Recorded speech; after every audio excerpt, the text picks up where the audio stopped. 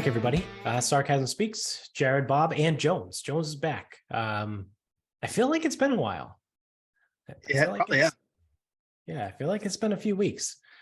I don't like it. Yeah, I like the I'm not in the military anymore, so I'm gonna grow a beard.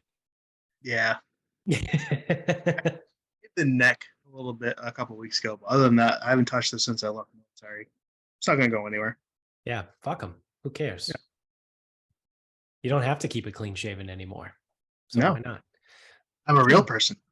Yeah, that's the one thing. Like, I don't know. Like I've heard people like argue like back and forth about the whole like beard versus no beard thing. Because you have like the traditionalist assholes that are like, well, a clean shaven man is a real man. And like they say all this shit. And it's like, I don't know, dude. Like, call me lazy, I guess. Like, if you want, go right ahead. Like, I'm not going to stop you. But like the effort that it takes to shave at least 3 days a week, right? Because you figure like it's going to grow back pretty quick. Just not worth it. It's really not worth it. And like you have like people with like skin issues that like get hacked up every time they shave. They have like ingrown hairs and all that other crap. Yeah. Who cares? Yeah. Like I don't like I have a beard, right? I have a full beard. I've had a beard since Christ, I don't know, since I was fucking 17. Um, there have been times where I've shaved it off, right? Or like trimmed it lower than others.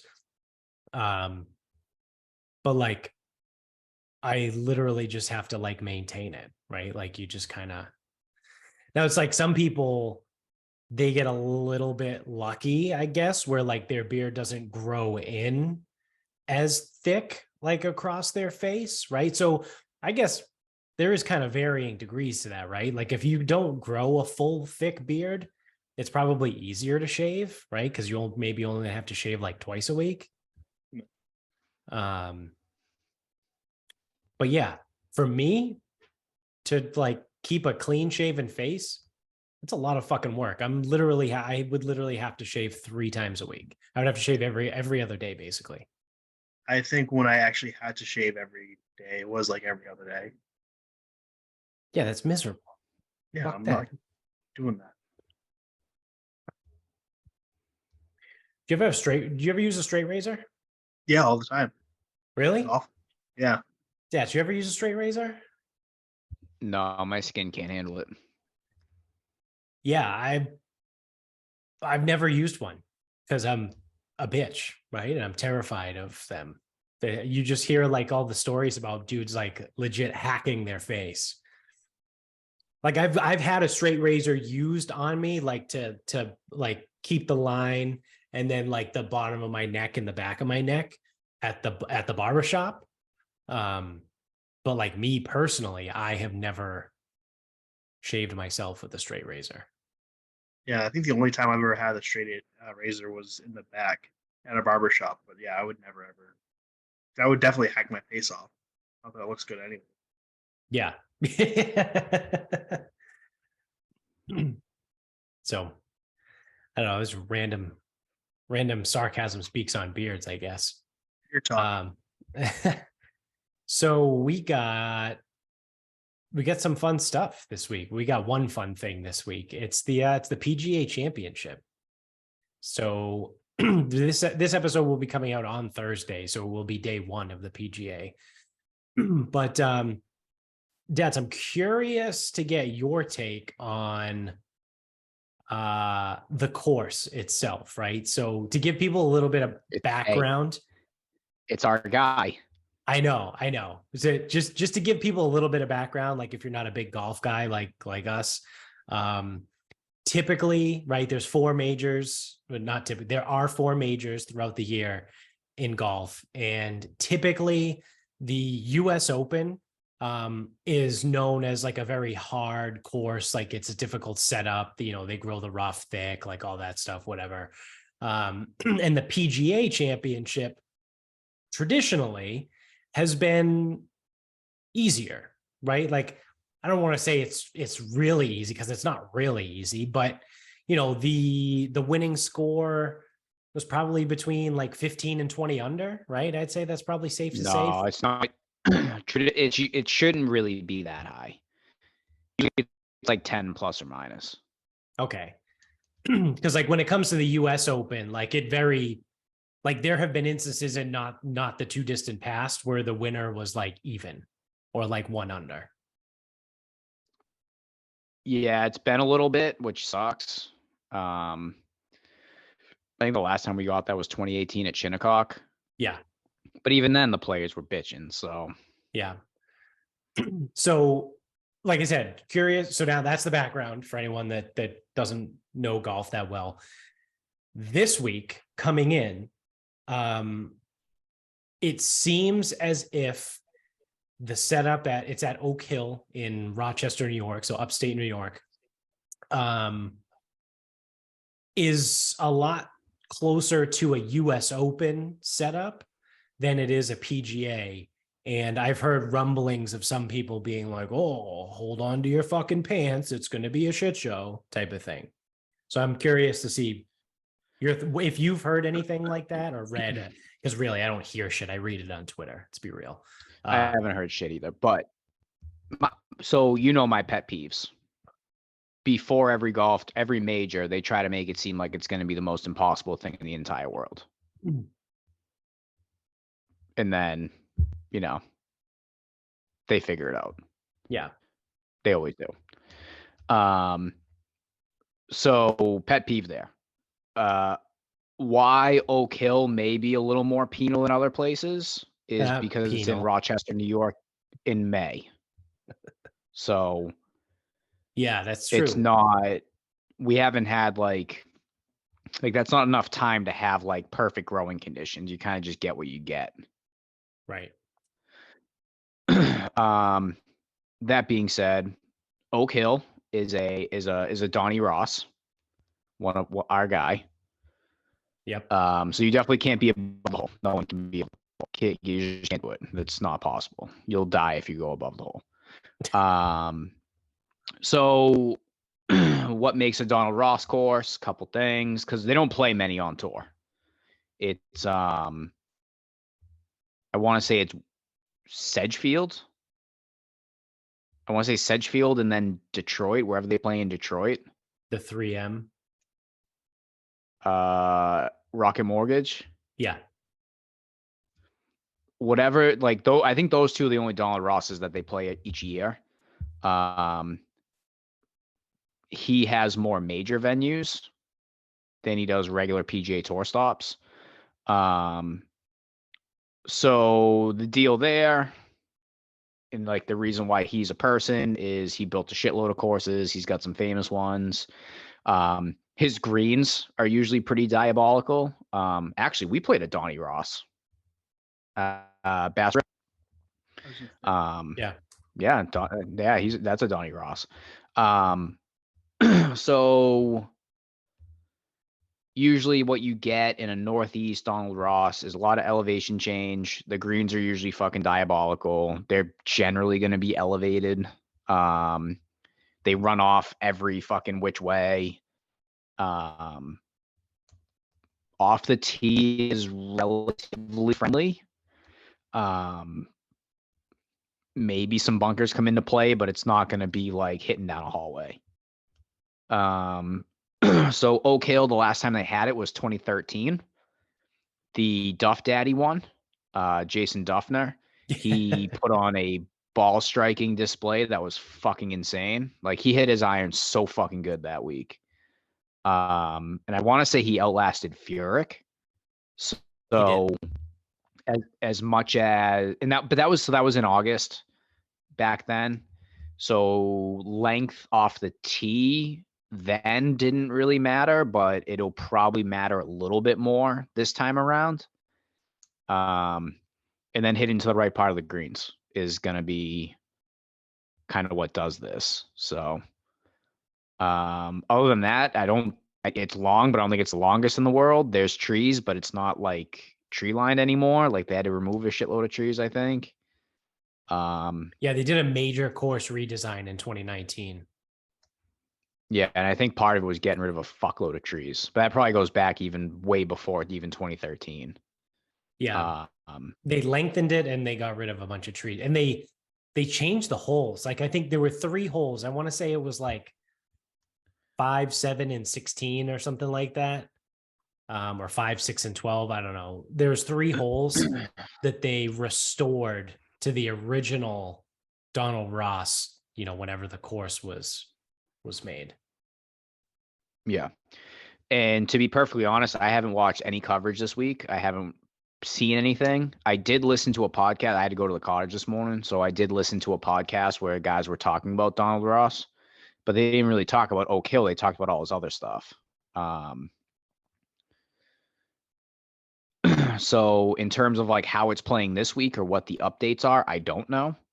I just know that generally speaking, in a Donald Ross course, you can be a little less good off the tee. I guess accurate. I guess a little less accurate off the tee is more like it, because obviously you can control your ball better from closer.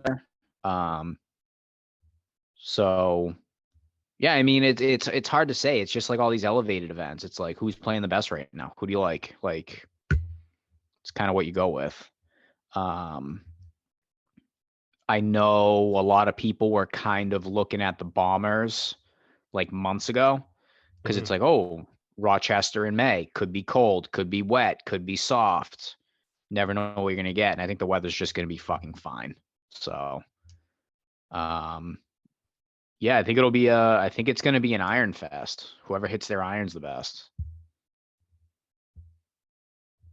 And I think unless you're a complete dog shit off the tee, I don't think you need to be like first in total driving. Right. I don't Right. think. Yeah. I mean, that would kind of lead me to believe, the Morikawa, Hovland, Hatton, right? Those 3 are the first ones I think of when you say Iron Fest. Yeah, and I mean I have bets on all 3 of those guys. There you go. Yeah, so I mean, like, I know a lot of people like to go to data golf and they like to use like, oh well, what approach shots do you need? Da, da, da, da, blah blah blah, like all this shit. And I found like a lot less in that because all it takes is one of these guys to play to like basically outkick their coverage. And it happens all the time because they're like the defining line between these guys is so fucking small that if Morikawa decides to putt well this week, or if he can reach the par fives a little bit easier, then he is going to outperform his baseline performance, and no one would be surprised. But there's some people in the model that are going to look at him and be like, oh well, around the greens he's not great. So it's like, what if he misses these small greens? Because that's usually a Ross thing. And oh well, he is 40th in par 5 scoring. No one in the last 10 years has been worse than like 29th. It's like, yeah, he could be first. We don't fucking know. Right. Yeah, like that's the thing about golf too, right? I mean, we all know this from playing. You could, for the last month, you might be really great and then you go out and have a dog shit round, or vice versa. You might be struggling for like 3, 4 weeks, and then all of a sudden you go out and you have the best round of your life. Right? Like that's golf. Like these guys could get hot. They could find something with either with the driver or with one of the irons and be like, wow, I feel good this week. And then all of a sudden, maybe the putter gets hot and you're like, well, here we are. Colin Morikawa is leading the field in strokes gained approach, and he's 7th in strokes gained putting, and here we are. He's got a 3-stroke lead going into Sunday. Yeah, I mean that's the course breakdown. I mean, we saw it 10 years ago, and I don't even know when before that.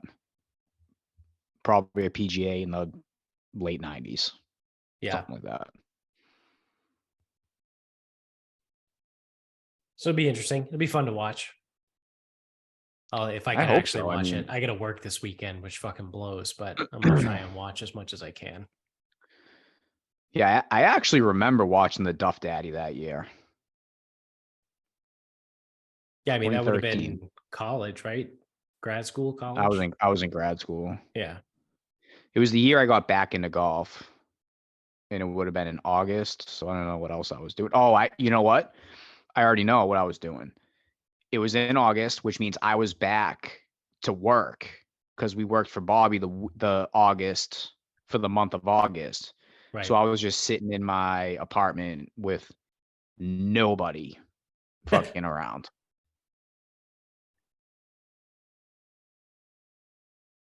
Yeah. So we'll see. Jones, no, do you use my bookie? Because you don't have legal stuff, right? Legal guys. You do. I just don't really bet all that Oh, much. you do? Yeah. Yeah, that was 18, 20. I think it was in 2020 they legalized it. Oh shit. You guys got it before us. Yep. Just like everything else, right? Our state fucking blows. DC got it, or I know DC got it early. I don't know what I assume it's geofence to literally the fucking district limits. I don't even know what to call it. But they fucking hate it. Whatever they have in DC, it's fucking terrible. I hear a lot of things about DraftKings from the DC area. So, as far as I know, I could be wrong. In DC, they only had something that was state run, like a state run book, and it was fucking awful. Kind of And like I how Rhode thought, Island has the Rhode Island yeah, sports book. Yeah. but I think that one's powered by William Hill. I could be wrong. Um, this other one was like state run. It was fucking bad. And I want to say I there was like a 5-year deal, and they had zero intention of bringing it back. Yeah, I didn't hear anything about that. I didn't know. I do hear like DraftKings every so often on the radio, but that's really it. And then we've had it since 2020, and we just legalized weed like 3 weeks ago. So we got you on that one. Yeah, We've yeah. had legal weed for a fucking feels like 7 years at this point. Might have actually been. Did we legalize it in 2016? No clue. We might have. So who knows?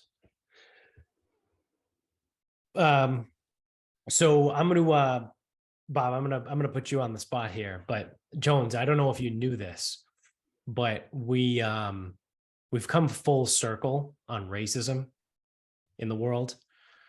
So Bob, did you send it to yeah, I think you sent it to Yep. all of us, right? The group I chat. did. Why don't you share with the class on what you sent us on how fucking stupid everyone is? So professional development at a school. We'll protect all identities. Yeah, yeah. So professional development's just the teachers. Right. It's the day that all And the students have off and the teachers still go to work. the teachers were encouraged to sit by race so that everyone feels more comfortable. So the white people sit at the white table, the Asian people sit at the Asian table. I don't know where the Puerto Ricans go. And this is not something dissimilar to what we've heard. I mean, it's California coming up with this fucking shit. Right. But I don't know. I mean, my first reaction was, correct me if I'm wrong. And it wasn't a history teacher, unfortunately. But I believe that there was a civil rights movement over things of this nature. So I don't know. I mean, like I thought I remembered learning late 50s to the late 60s about the mistreatment specifically of black people, specifically in the South, over things like white restaurants and white bathrooms, and white people sat in the back of the bus or the front of the bus. I don't really remember which one.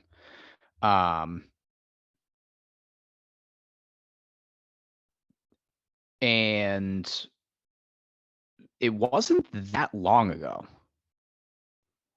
No. Like, 1968 was that's the year Martin Luther King was assassinated. which means he was like on the trail 60 years ago around this time. Has 55 years. He was died 55 years assassinated ago. 55 years ago, yeah. So you could trace back to civil rights still being a prominent topic less than 60 years ago. Yep. And I feel like people have already forgotten about some of the things that took place then. Like I like am I fucking missing something, or is like I don't understand why this isn't like a fucking big deal.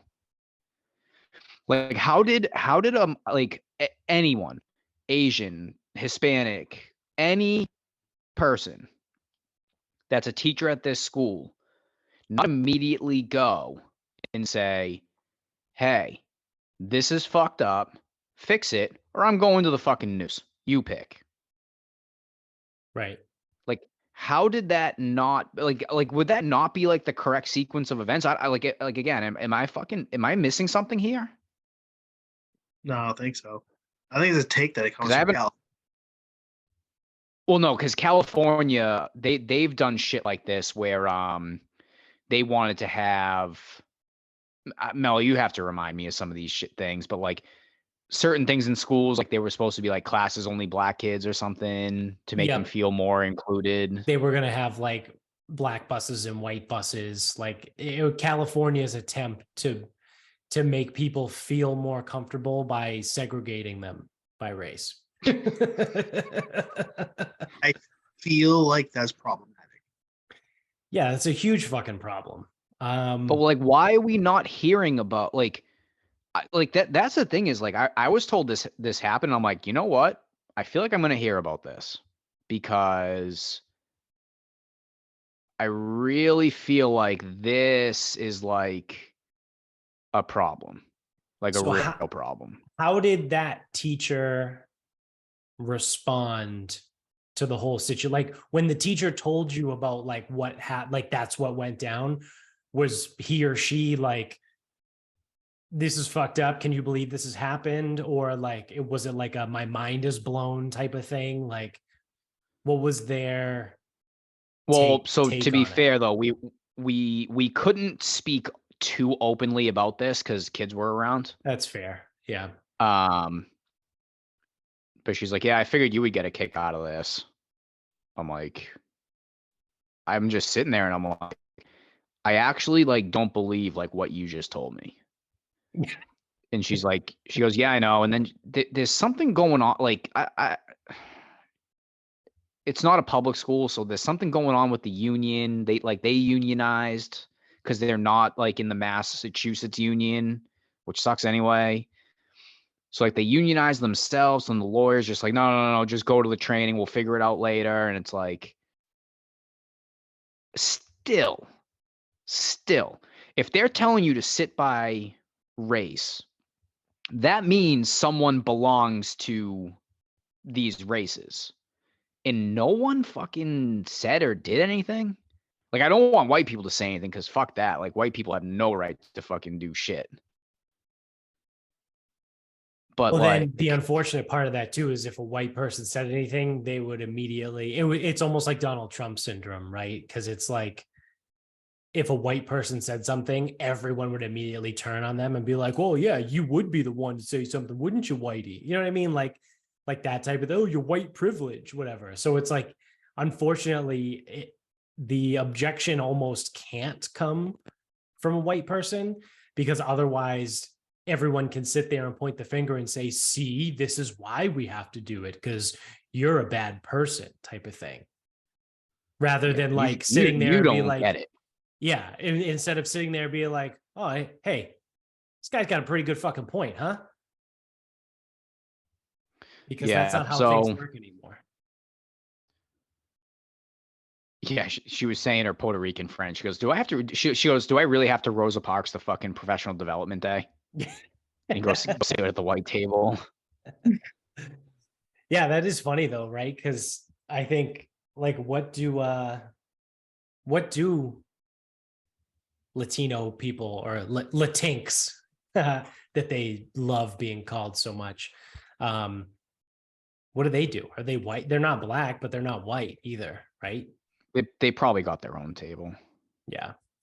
How many tables they Also, if have you in really, this place? I was gonna say that's the other thing too, is if you really start to cut everybody up so much, it's like, you put one person at the Jewish delegation because they want to be separate. It's almost Do like the they? fucking racial draft. Yeah.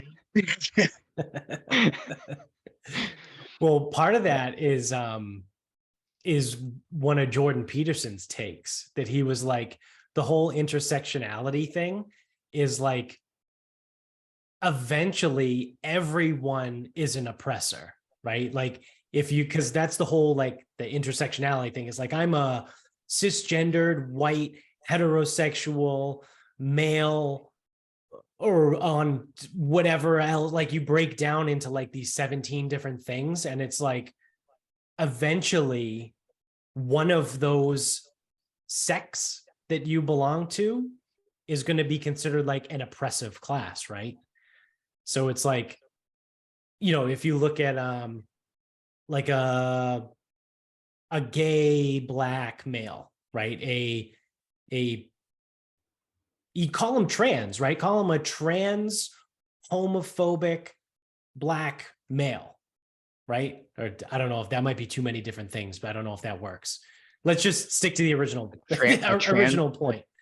So a trans A person gay that black hates male. gay people? Yeah, a gay black male, right? Oh, So okay. you're like, okay, you're gay, right? You're a minority class. You're a quote unquote protected class, right? All right, cool, awesome. We love you. You're great, amazing, yeah. And it's like, you're black, also awesome. Like you're part of a minority group. You're protected. You're great. You're awesome. Yeah, we fight for your rights. Yeah, you're a male. Boo, males are bad. Males are evil. Down with the patriarchy. You're a terrible piece of shit. Fuck you. How could you be a man? Right. But it's like, but you just told me you loved me so much because I'm gay and black.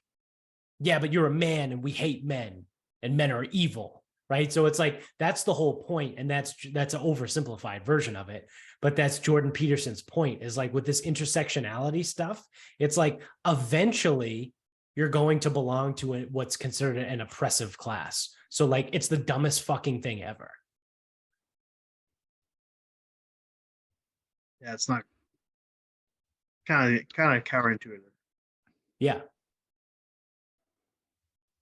Yeah, I just I did like the firsthand experience of, like, again, because I know like we'll just pick on California.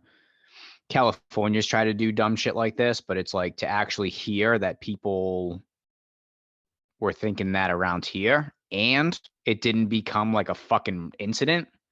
I thought that was the most impressive part. I figured somebody, somewhere, somehow, word would have gotten out about that.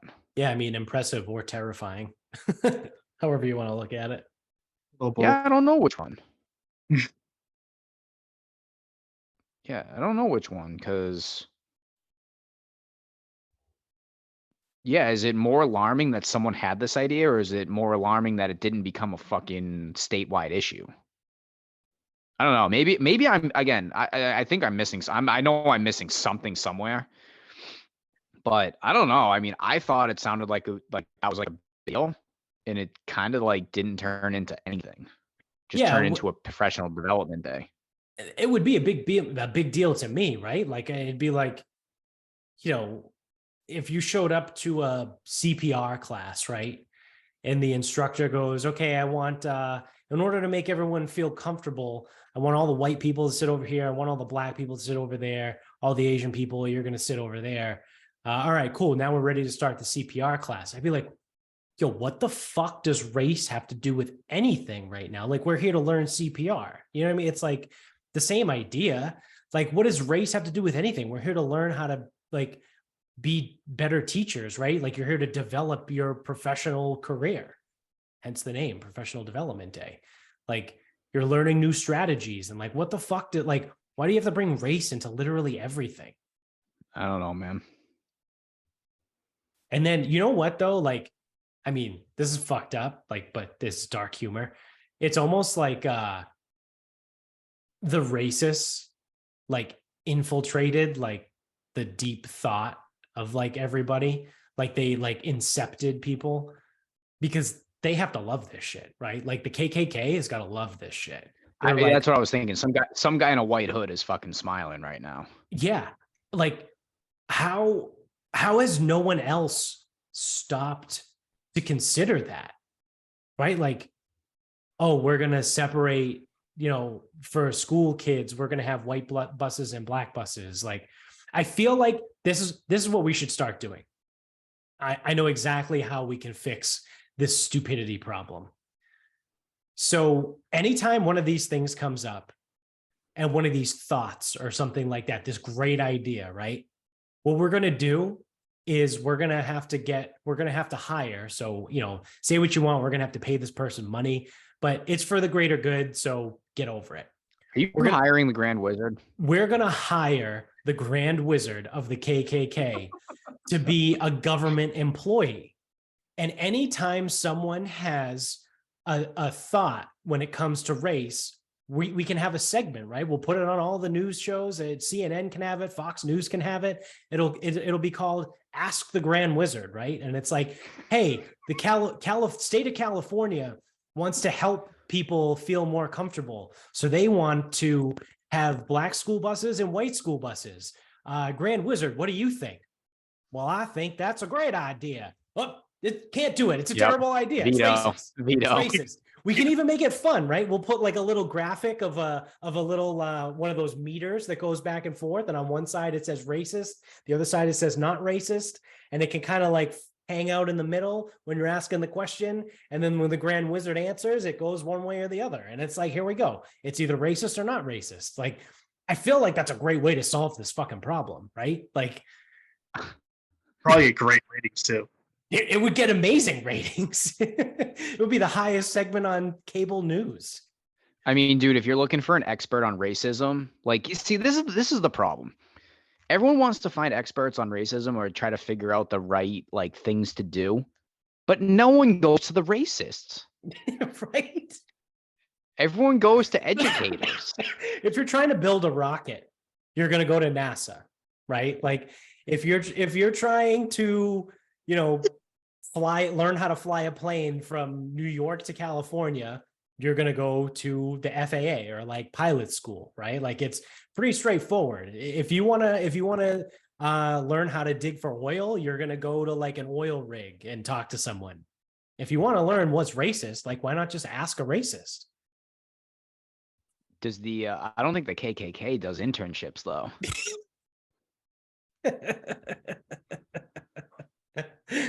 Very much think they're groomed out there. Yeah, I don't think they do like a basic training or anything like that. No, but you don't have to go through the training. You just ask them, right? No, like, it's true. You just ask them. Yeah, like I said, mean, if you had a question about how a rocket ship works, the best person to ask is someone who works at NASA. Yeah. No, I mean, like, that's the thing is, like, if you're torn, it's like, man, don't know if this is racist. Just think, what would a white Protestant in 1885 think of what you're saying? If they're fully on board with it, you got a problem. Yeah. You are the asshole. White Protestant in Jackson, Mississippi. Yeah, it's like the professional development day, right? Like, oh, Mr. Grand Wizard, what do you think about teachers' professional development days? We segregate the rooms by race to make everyone feel more comfortable. Well, it's a fantastic idea. Well, it's racist, right? Easy enough. Like, I feel like it's the easiest fucking thing in the world. But I'm an asshole. What do I know? I don't know, but nothing. I wouldn't be segregating people by race in 2023. Exactly. Yeah. Yeah, but if you declare it's for good, then apparently it's for good. Cool. Yeah. Awesome. People do like a lot of really dumb shit, right? Like, I don't know.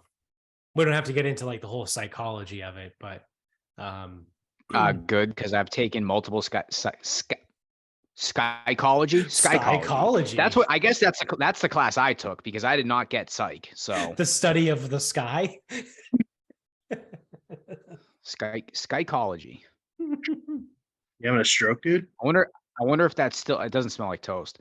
I wonder if that's still spelled like with a P though first, or is it just SKY? SKY, yeah, psychology. But Jesus yeah, I mean, fucking Christ. I think it was Stanley Milgram that did the test with the people. Like there was 2 separate rooms, right?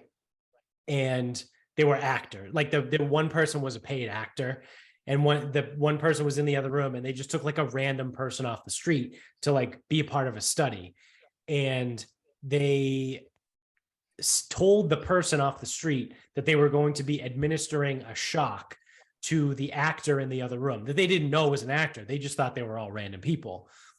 So the quote unquote scientists, right, that are doing the study are actually psychologists that are observing the study and recording everything. And it was like a series of questions. And if the person got something wrong, the person off the street was supposed to hit a button and deliver a shock to the person in the other room who got the question wrong, who was the actor. Now, there was no actual shock. Like there was no electricity. There was nothing. They were acting, right? But they would the psychologists would, set the scene, right? They would turn the dial up for certain questions and all the way up to like a lethal dose of electricity. And at some points, like the actor in the other room would be like begging and pleading to be like, please stop. Like it hurts so bad. Like they'd be crying. Like I have a family, like saying all these things. Like, I don't want to do this anymore. Like, let me out of here. And the scientists, psychologists, whatever, are like, this is for the greater good. Like the information that we're gathering from this study is going to lay the groundwork for like amazing things in the future, whatever. Like they just kept telling the person, like, you have to keep going. Like you have to keep going. And I think it was like 75% of people administered shocks all the way through the lethal dose, just because they were told that like this is for the greater good. So like when you sit there and you're like, oh, how did these people like, get swindled into like believing this?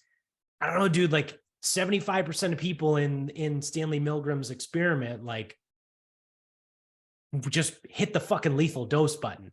And like the actor like pretended they died, right? Like they were like got so electrocuted they died, right? And it's like, you're telling me only 25, like 1 in 4 people are going to be the ones to stand up and be like, no, fuck this, I'm not doing this. And that's just for something that you might consider like less of, right? So someone that's like a volunteer off the street for a scientific study, you probably hold a lot less weight to that than you would society, right? Like, oh, there's racism in society, right? Like there's a deep-rooted racism. It's a massive problem.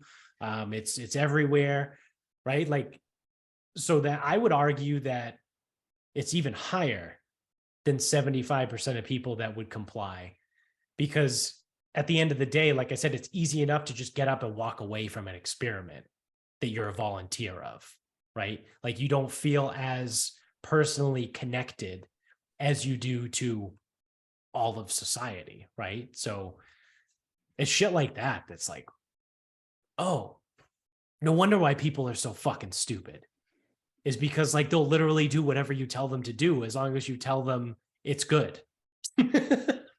Right? Like, this is good. Like, do this. It's like, So you think it's more than 75% of people are just sheep? yes. I would, When it comes to things like society and racism and things like that, right? Because I feel like people feel a bigger sense of connection to society, like I said, than they would at a science experiment that they volunteered for. Yeah. Which I think it still says a lot. Sure. Yeah. At a scientific experiment that you volunteered for, that you can get up and leave at any time, still 75% of people went all the way to the lethal dose. So it's like, I don't know, is it like 90% of people that probably would just go along? 97% of people are idiots. This is true. And I know all arguments devolve into Hitler, but this is how it happened in Nazi Germany, right? Like this is it. It was Stanley Milgram's experiment on a larger scale.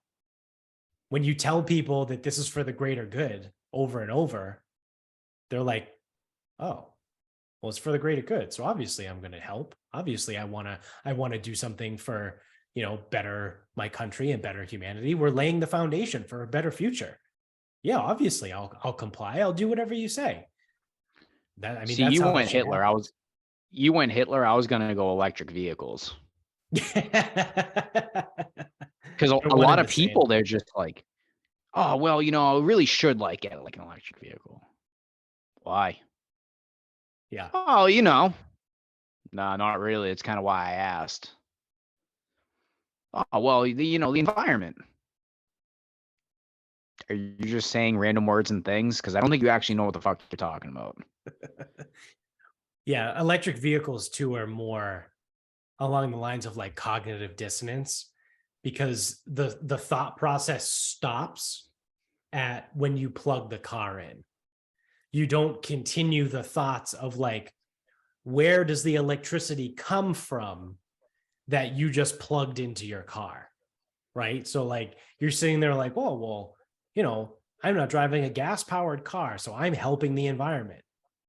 Okay, but you're using electricity that comes from a coal-fired plant that is still polluting the area. So it's like, okay, you're I guess technically not polluting the area near where you live, but you're still polluting wherever that electrical coal plant is, right? Like, I don't know. And that's where like people are just dumb when it comes to that. Like you said, 97% of people are fucking stupid. So yeah, it's an interesting one. If you're out there, if you're I might have messed him up too. Who would know better would be Sexy Chris, because he's in grad school right now for psychology. Because I know Stanley Milgram also did the prison experiment, which was a fucked up one too. Yeah, Jones, you know that one?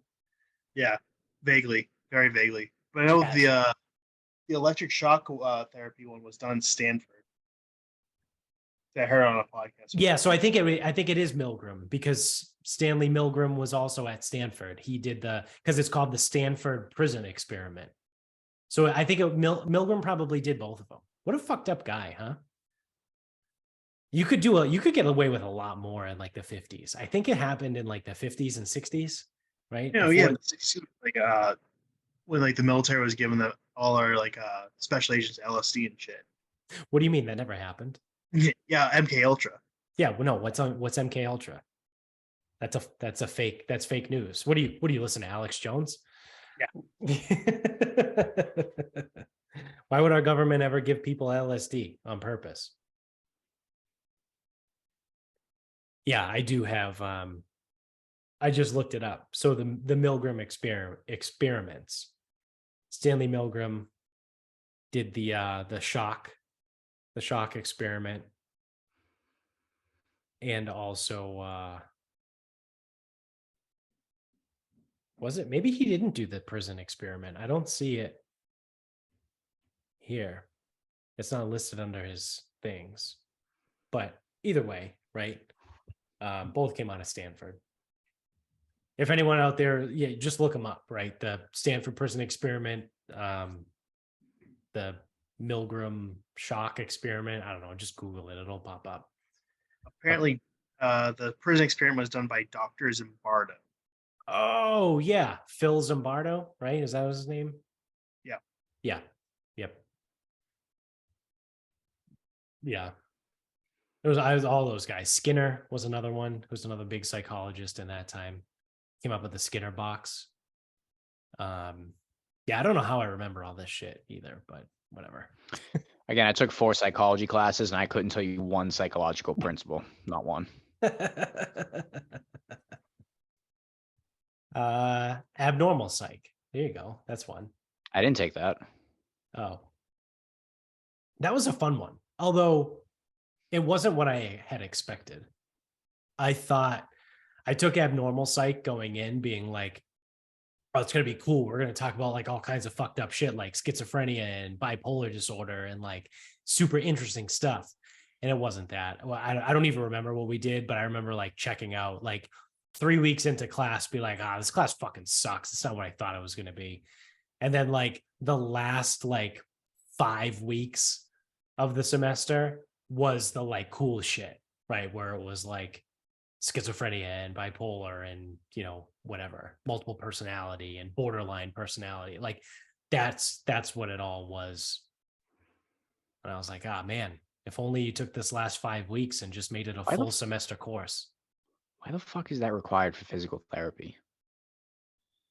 Just in case you don't know which patient came in the building that day? Yeah.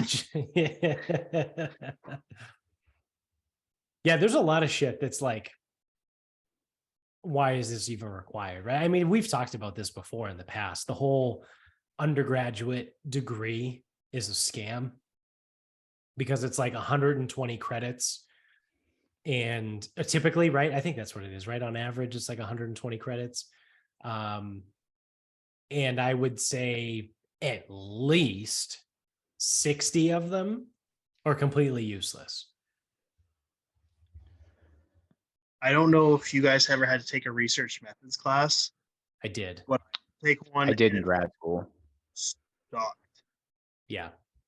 It was the most useless shit ever. Like I never ever had to deal with any like statistics or anything.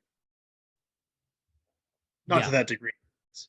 Yeah, it's like, well, you need a research methods class because you need to know how to cite things properly. And it's like, okay, well, the only time I'm ever going to cite things properly is in a research methods class, right? It's like circular thinking. It's like, well, you need this. You need to know how to do this so that you can cite things in papers. Okay, well, I'm only ever going to write papers while I'm in school. So, you know what I mean? It's like school is teaching me this thing that I need while I'm in school. But when I get out of school, I'm never going to need it, right? Like I've never used a bibliography or a fucking works cited page or any of that bullshit since I graduated school, like in grad school. It's like that X. Well, not for nothing. Oh, go ahead. It's like that X plus Y equals 7 or something. You have to solve for X. Like, yeah. When have you learned, like, needed to know that ever? We had to use trig in Mansfield. We did. That's true. We were building the firewood shed and we had to figure out the angle to cut the posts to put the roof on.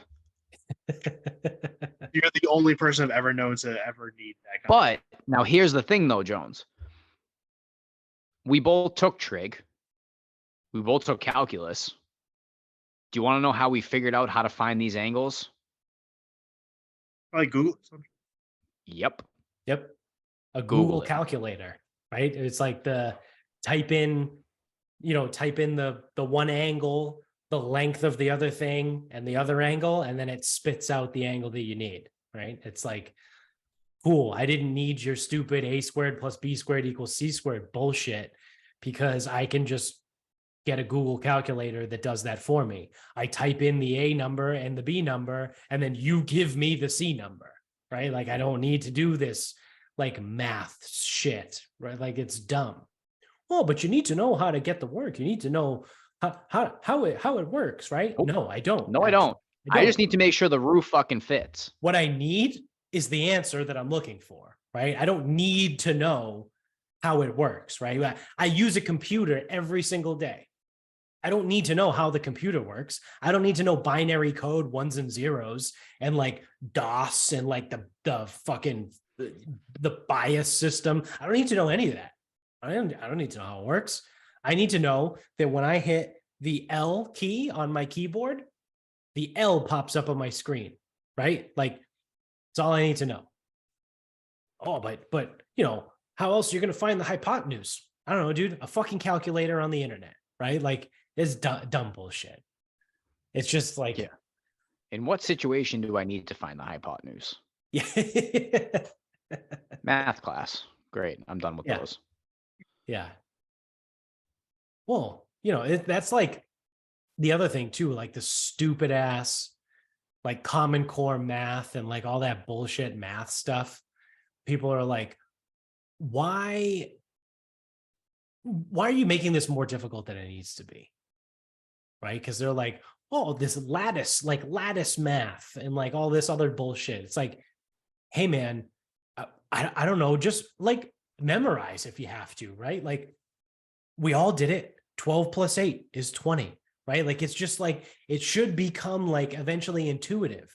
And then once you get to something that's like really fucking weird, like if you need to find like the the surface area of a window, for example. Shout out to Dan, friend of the show. If you're measuring windows and you need to know how big the window needs to be, and it's like 27 and a quarter inches wide and like 31 and an eighth inches long, you use a fucking calculator.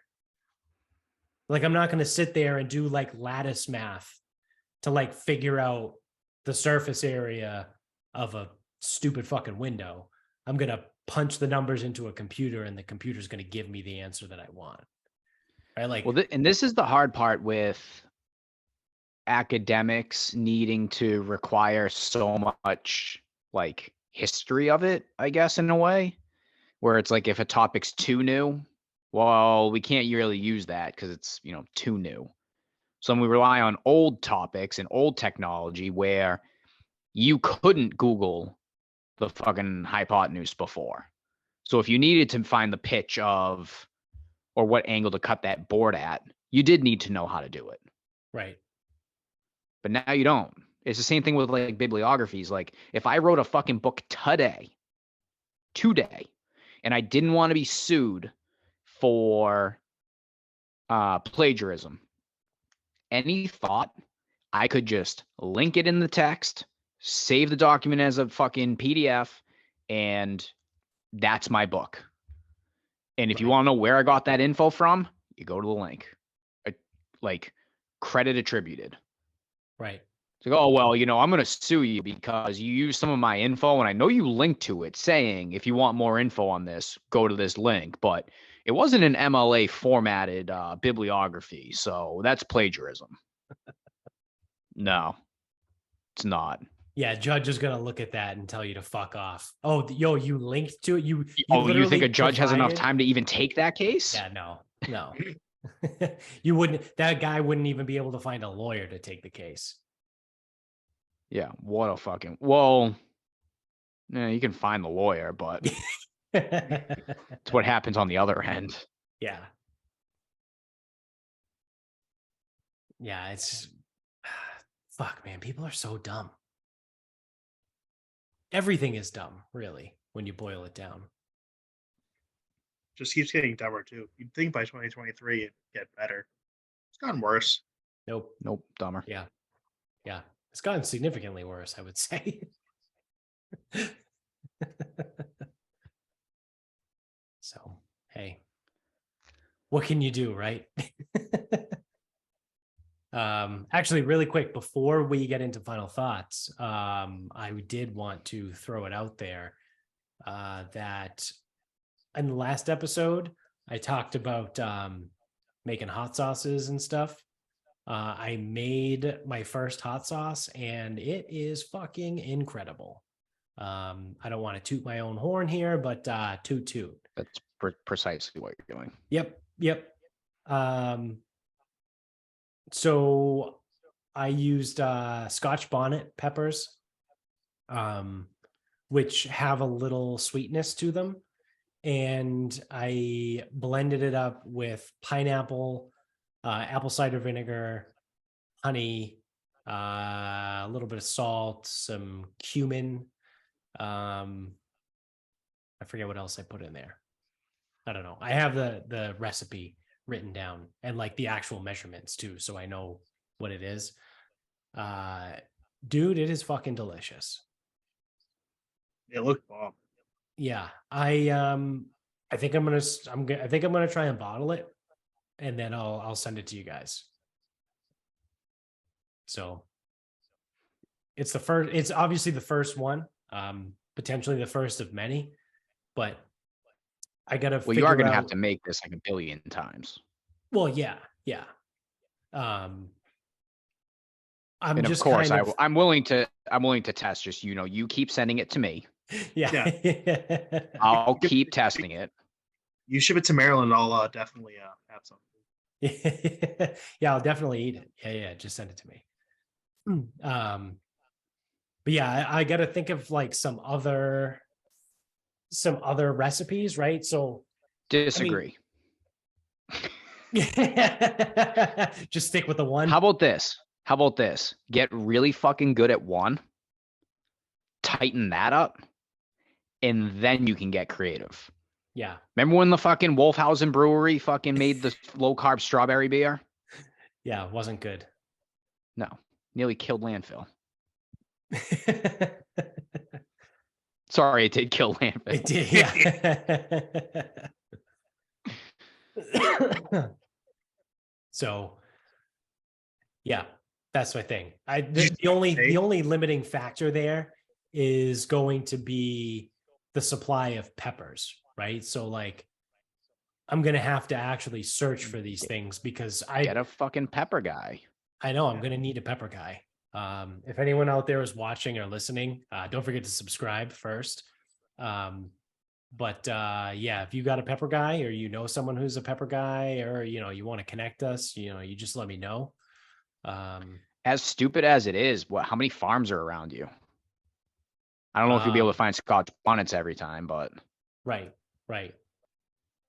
Yeah, there's a lot. There's a lot of farms near me. well, so you need to find a Scotch bonnet plug.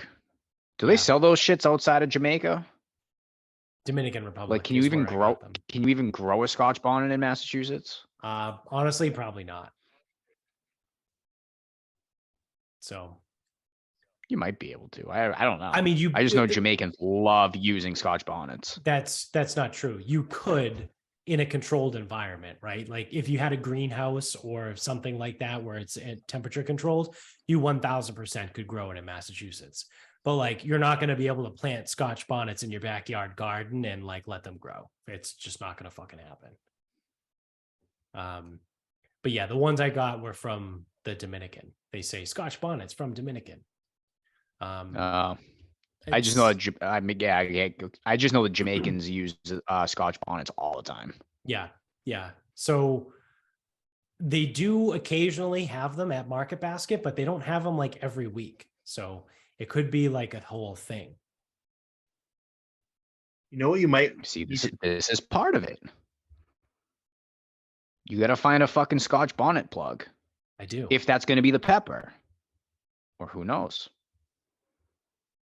Maybe a habanero gets the job done. I don't know. I'm not a hot sauce guy. Jones, what are you gonna say? You should try do a kumquat barbecue sauce.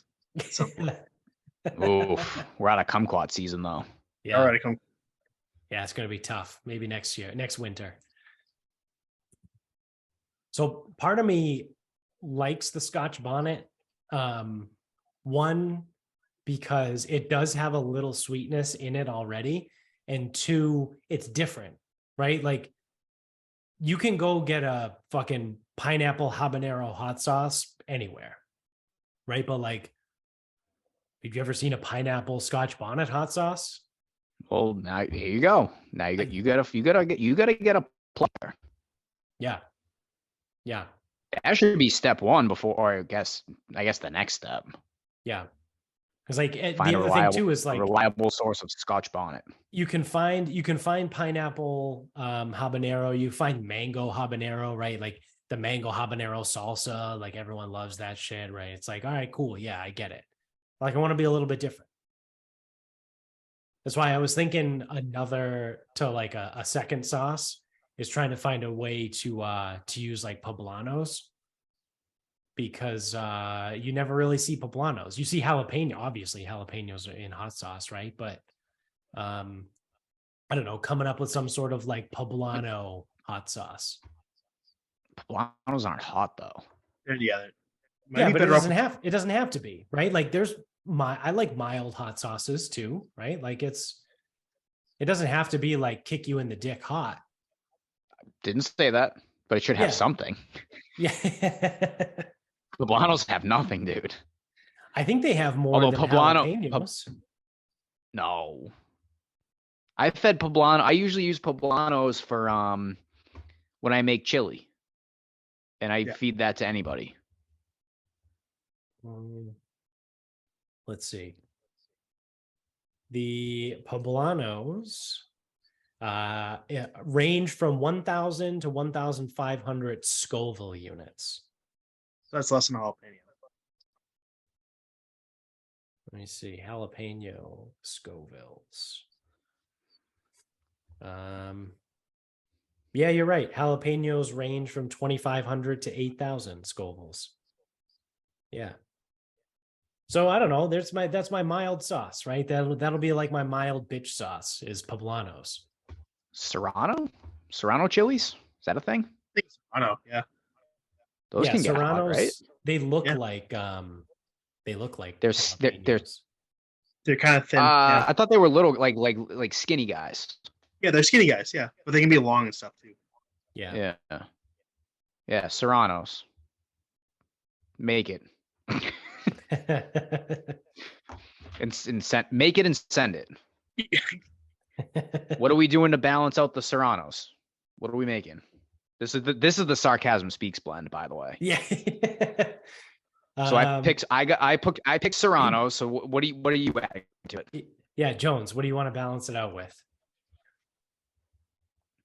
It probably has to be a ketchup base, right? Tomatoes? If you're trying to base. You don't want to make it too hot. Yeah, I'm not against. Yeah, I'm not against tomato. Yeah, we could make a mild sauce as a different sauce, right?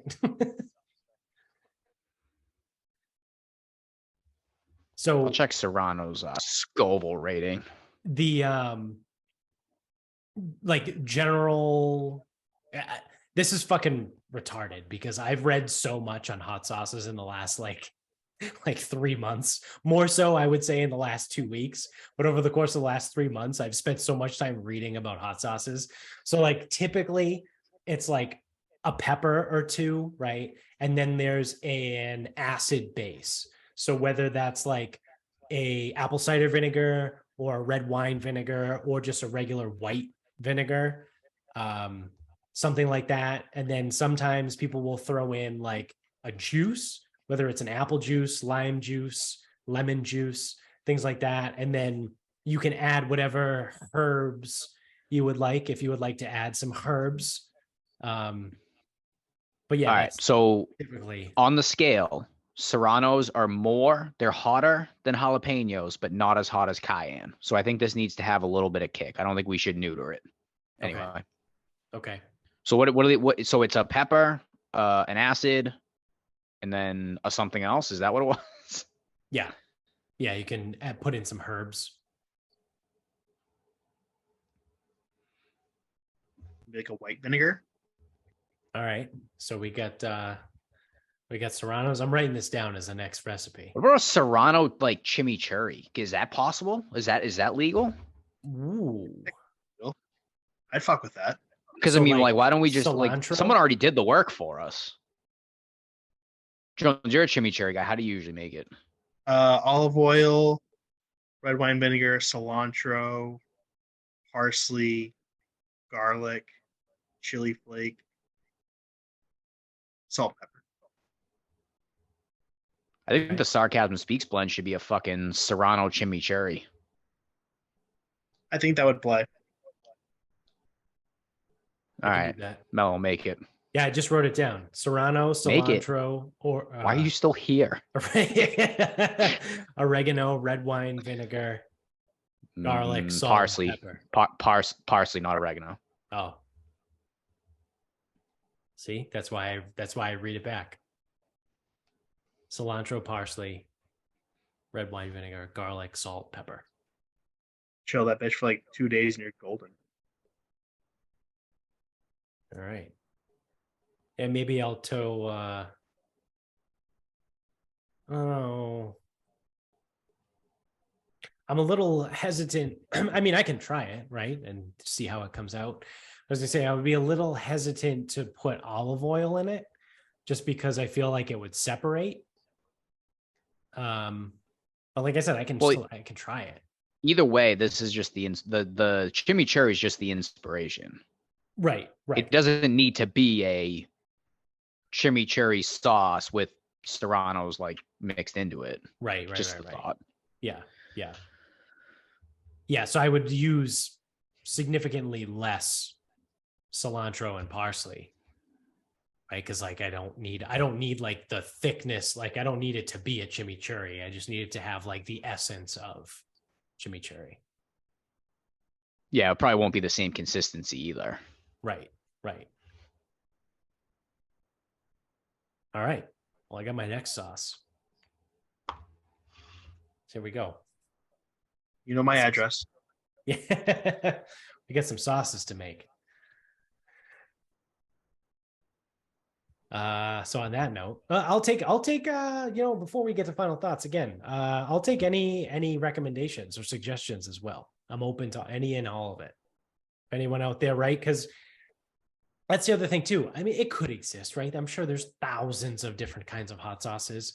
But if you're out there and you're like, you know what? I mean, assuming it's not like a fucking, sociopathic hot sauce recipe. If you're like, oh, I would really love like an apple cinnamon ghost pepper sauce, I'd be like, all right, you should probably, maybe call a therapist. It's almost like chef reactions. Yeah. Like that might be my new favorite account on Instagram. He is my favorite account. I would love to see if we could get him on the show, actually. That would be a fucking blast. I would have so many questions to ask that guy. But it's like some like fruity pebble fruit. Yeah, like what the fuck? Yeah, what is this abomination? Yeah, can you do a fruity pebble cheesecake hot sauce? No, I fucking can't. What the fuck? Yeah, no, I'm not doing that. But yeah, no, like I said, I'm open to suggestions as long as, like I said, it's not like a sociopathic fucking bunch of left hands stapled to your wall suggestion. Don't come at me like with the fucking apple or fruity pebbles cheesecake hot sauce. But yeah, maybe you got a thing, right? Like maybe you really like one thing. Maybe you've always thought about like, oh, it would be really cool to have like a raspberry fucking chili sauce. Sure, yeah, I'll test it out, see if it's any good, right? Why not? I feel like if it's not like Mad Dog 357, we're probably in good shape. Or Da Bomb. Yeah. Dip spit with the bomb's easy. You just take fucking cayenne pepper and mix it with dip spit, and then there it is. That's the hot sauce. Yeah. I can fucking make that one. The worst part will be fucking the straight skull that I'll have to pack. It's so fucking gross. Fuck that sauce. But yeah, now we can get to wrapping things up here. Jones, you want to kick us off with a final thought? Yeah. So we got a new dog here about 2 weeks ago, and I forgot how much raising a puppy sucks. It's so annoying. It's so annoying. She's 5 months old and she eats and bites fucking everything. 5 months. Does she sleep through the night? Yes, she sleeps through the night. Okay. Does she piss and shit outside? For the most part. What percentage? 97%. Okay, that's pretty good.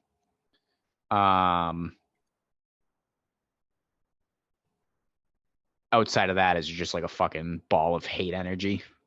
Yeah, like she just fucking bites all the fucking time. And like she doesn't mean it obviously because she's a puppy, she doesn't know any better. But Right. she just fuck off, like leave me alone. Yeah, she got Yeah, puppy teeth too that are like razor fucking sharp. yeah. And like in the morning, like she'll come up after like she goes out, whatever. She'll come up and like dive bomb my head. So I'm like perfectly dead asleep, and like she gives me a concussion, so it's great. She's a little fucking hellion. Like she's Crate trained, or does she sleep in the bed? so we've tried both. She was really good in bed for the first couple nights, and then she had an accident, so we put in the crate. But that shouldn't last too long. Other than the biting and like trying to eat fucking everything, she's a good dog. I love my Oh, love my dog.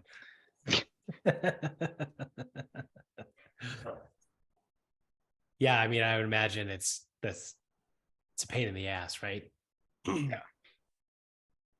Well, it's also a it's a tough breed because it's a working dog mixed with a working dog. So it's like, God forbid the two of you like, work Yeah. and like can't just like exercise the dog all day. It's like, okay, like I need tasks to do. I got to do something. Got to Yeah. work. And it's like, we don't have any work for you. Cool. I'll just bite your head. Yeah. All right, cool. I'm just going to go chew on stuff. Yep.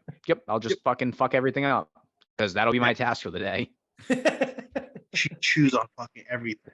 If you're not going to give me a task, I will create my own tasks. Like her favorite thing And it's is going to be biting everything in sight. So just so you know. So either give me a task or I've chosen my task. Not only does she bite everything, she goes in the cat boxes now, which is great. So she found herself 2 tasks. Nice. Awesome. Is she digging them? No. She just finds the little nuggets and eats them. Nice. Because that would suck, having like cat litter sprayed all over the house if she starts fucking digging. Oh, I mean the cats do that by themselves because they suck.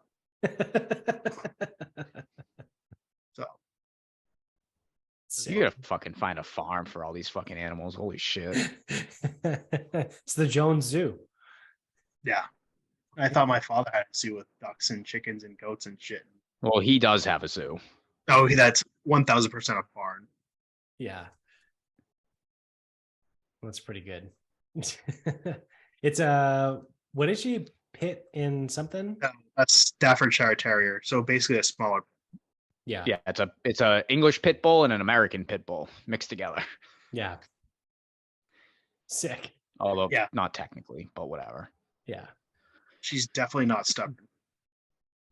No, definitely not. All right. Bob, you got a final thought? I do. So I watched the video. It was Bob Does Sports playing golf with the good guys. And the challenge was a burger eating challenge. Every 4 burgers that a 4-man team ate was 1 stroke off of their total score. So everyone in the group, because it's 4 versus 4, so everyone eats 1 burger, that's minus 1 stroke. How many burgers do you think that you could eat? And so they went to McDonald's and just got single hamburgers. So that's the size, whatever. How many of those burgers do you think that you could eat in, say, it probably took them 3 hours to play these 9 holes, 4 versus 4, so we'll just call it 3 hours. How many do you think you could eat in 3 hours? Can I have cheese on mine? Can you have cheese or can you not have cheese? Actually, you can have whatever you want. Don't answer my question because one guy doesn't eat cheese, so there was no cheese, and other people had cheese. 3 hours and we're walking the course? Yeah, you're walking the course, kind of playing golf, kind of slapping it around, whatever. 5?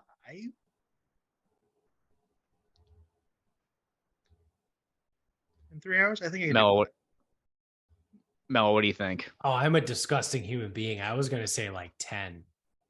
If you give me 3 hours, I could eat 10 cheeseburgers in 3 hours.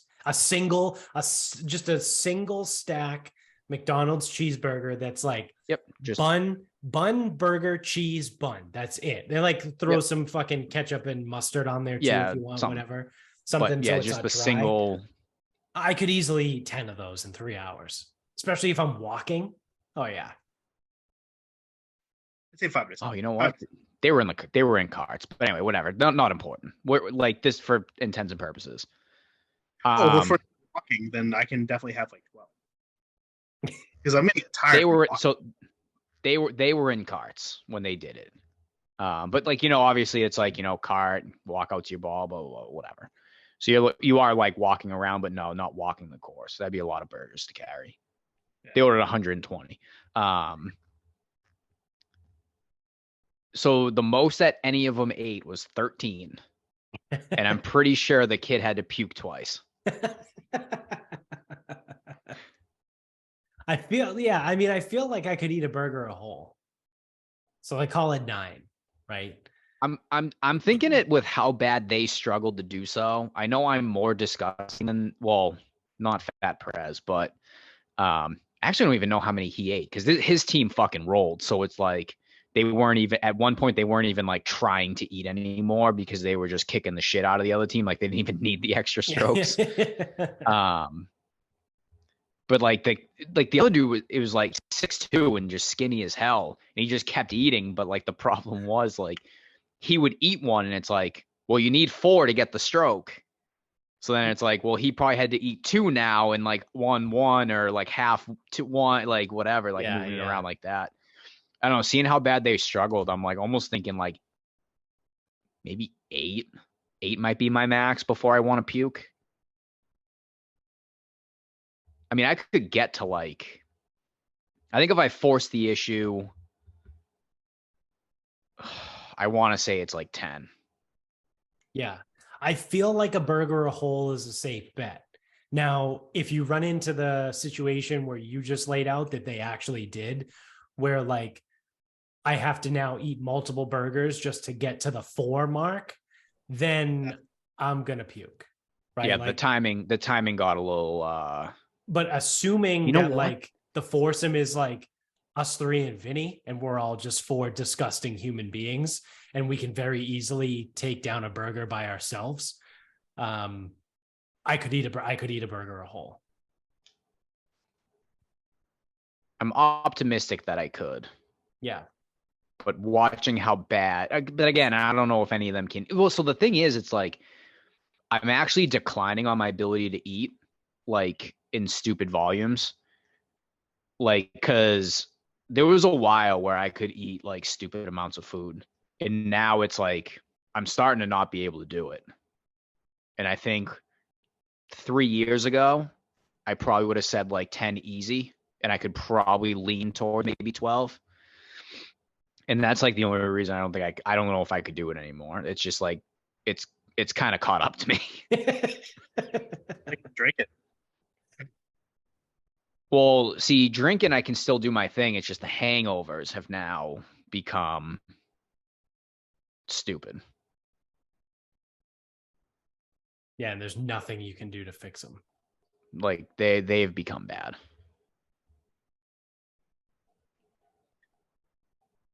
Yeah, that would be interesting if it was a foursome of us 3 and Vinny.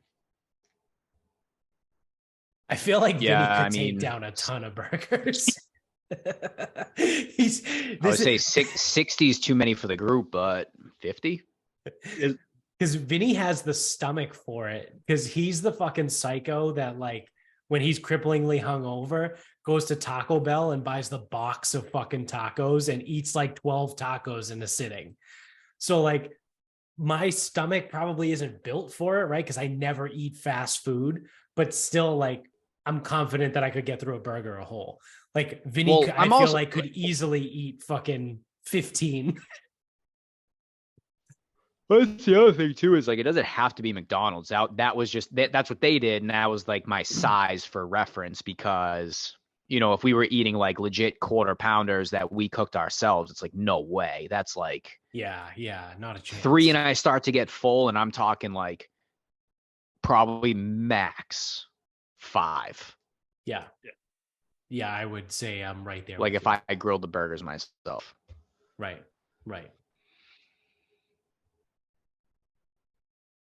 Yeah. Nasty. But I guess they've also done wings, tacos, fireball nips, and beers. But that's only Bob Does Sports. This was their only like collab. I feel like Thing is- tacos and wings are really counterproductive to golf. They're messy. They're so fucking messy. Tacos and wings are literally some of the 2 messiest things you can eat. Well, never mind. It's like, okay, so give me tacos. It's like half of it's going to end up on the ground. Yeah. In wings, it's like, really? Like, I don't want to eat wings. Yeah, my Out hands are going here, to be fuck. sticky. Yeah, it's nasty. I'm gonna have to like wash my hands before I put the glove on my hand, or like I'm just gonna have to Ugh. throw. Otherwise, I'm gonna have to throw the glove away at the end of the round. It's fucking terrible. Yeah, And fireball nips, forget it. yeah, no thanks. I did see. So I don't know whether you sent it, maybe, or someone reposted it on Twitter. That I saw the every beer is -1 stroke on your score. Well, I think that's a pretty popular That's like, a thing. game to play, right? So I think I've seen some people on Twitter be like, "Oh, if you have to play 18, you know, because then you have to weigh the difference, obviously, right? Like, are you going to drink 18 beers because by the fucking back 9 you're going to be falling over, you're not going to be able to hit the ball." So there is like a sweet spot to it, right? Like you probably want to drink maybe 6 beers. I've seen some charity scrambles. Now, obviously, people are like, well, why don't you you could just dump the beer out. It's like, okay, that's really not the point. But like you bring back all your empties and that subtracts from your score. Yeah. So some people just sit in the cart and they'll drink over 4 hours. I don't know, 20. Mini? Like whatever it is. Like they won't even play. They'll just drink. Yeah. So, all right. My final thought here, if I can pull it up on my phone, which one do I want to go with? All right. I did an actual man thing. For the first time ever. I changed the oil and filter on a vehicle, not my car, right? Not my truck. not quite there yet. But I changed it for my lawnmower, right? So I got a ride-on lawnmower. So I was like, I don't remember the last time. Like I personally, I don't think I've ever changed the oil on it or the filter. And I looked, the filter was dated April of 2020. So I was like, all right, it's gotta be changed, right? It's an older lawnmower too. So, one of the fucking front axle's a little broken, so it doesn't turn left very good. So when I cut my lawn, You call it Derek Zoolander? Yeah, I do. I pretend like I'm a UPS driver and I only take right turns when I cut the grass. Gets a little tough when you get around fences, but you make it work. Not an ambi turner. It's not its fault. Just keep the Prime Minister of Malaysia away from your ride-on mower. I'll do my best. So yeah, I bought the necessary materials, right? I got the little like the oil pan and all that shit. So the funny part is they didn't have any like oil hoses, right? So I had to go into like the plumbing aisle and buy like a roll of like PVC tubing, right? And I'm looking like, this looks big enough. It wasn't big enough. I had to like snip the edge of it to like open it up to make it a little bit bigger to like get it around the oil exhaust drip or whatever the fuck it's called. I don't know if anyone listened to this as a car guy, they're gonna be like, wow, you're a fucking retard. I'm like, yeah, man, I know, I get it. Yeah, the oil drip thing. Where the oil, I'm a retard and I don't know car terminology. Yeah, where the oil comes out when you pull the fucking thing, you got to twist it and pull it, and then the oil comes out. So I got the tube on there. I ran it into like the pan, whatever. I get the whole thing. I get all the oil drained. I take the old filter off. I put the new filter on. I fill it up with new oil. And I go, well, here's the moment of truth, huh? Let's see if this shit fucking works.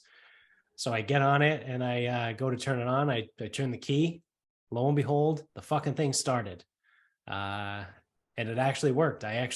So it was a bit of a chance that a gamble, if you will, that I put on myself here. I changed the oil in the filter before I cut the grass. So like in hindsight, it was like, wow, if I fucked something up, like I guess the grass isn't going to get cut. But either way, everything worked out well, and I was able to cut the grass, and now I can say that I've changed the oil and stuff. And truthfully, like, again, let me preface by saying I'm retarded and I don't know anything about cars. It is ridiculously easy. Like I'm not going to do it. One, because I still get free service from Toyota. But I'm curious to like pop the hood of my truck and like find where the whole like thing is, because like I pay people like $150 to change my oil, and that's all it is. Do you have to lift? Do you have to lift it to change the oil? You do, don't you? What? The car. Like, off the No, ground? no, not the lawnmower. Yeah, do you need to get under or no? I can fit right under my truck because it's high enough off the ground. Like you would need to lift your Corolla, right? Like, well, that's just two guys. Yeah. But because my truck is high enough off the ground, I can get underneath it. Interesting point. Yeah. So like I said, I'm not going to do it yet, right? Because I just bring my truck to Toyota, because the first 25,000 miles I get free service.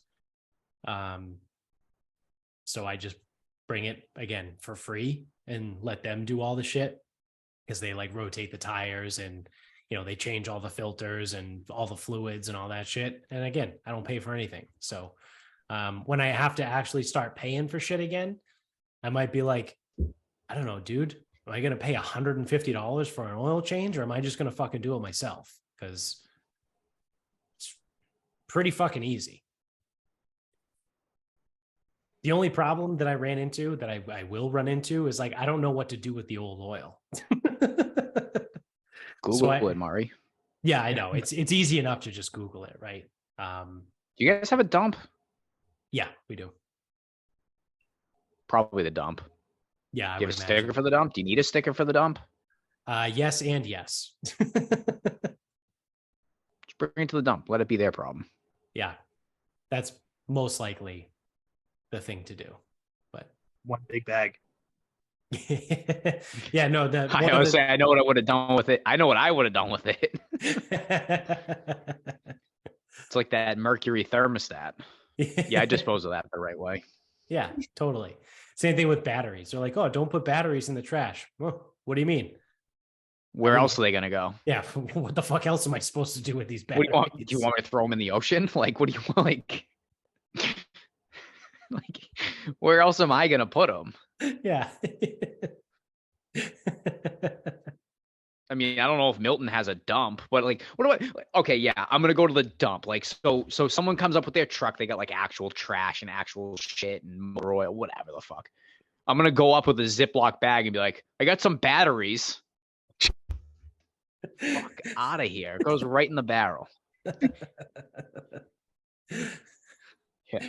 Yeah. I don't think I know anybody that. I don't think I know anybody that actually like disposes of batteries the right way. Yeah. I gotta go to the dump. The TV remote ran out of batteries. Gotta go to the dump this weekend. Yeah. I gotta get rid of my 2 AAA batteries. Yeah, I'll get rid of them in the fucking trash. Yeah. Fuck. It's the dumbest shit ever. Especially when you know that like recycling is fake. So that we do. We do. It's like whose line is it anyway? Points aren't real and everything's made up. So that's going to do it for us. So again, if you're watching on YouTube, don't forget to subscribe, hit the like button, tell everybody you know about the show, subscribe, even if you're an audio only guy. If you're in, we've got more like international people, tons of people in Singapore now, like tons of downloads in Singapore. Again, probably a VPN, but like maybe not because it's pretty high. We got a couple people in Italy, Germany. I forget where else, somewhere else, but again, all over the US too. We got people in, we actually, I think up until Monday's episode when it came out, we had more downloads in Virginia than we did in Massachusetts, which is like the first time ever, right? Obviously, Mitch could be catching up.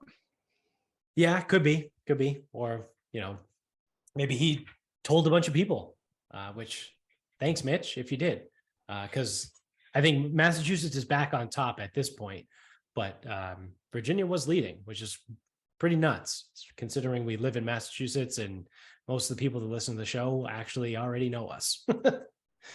So yeah, tell everybody you know about the show there. What else we got? What do we got to do? We're on social media, right?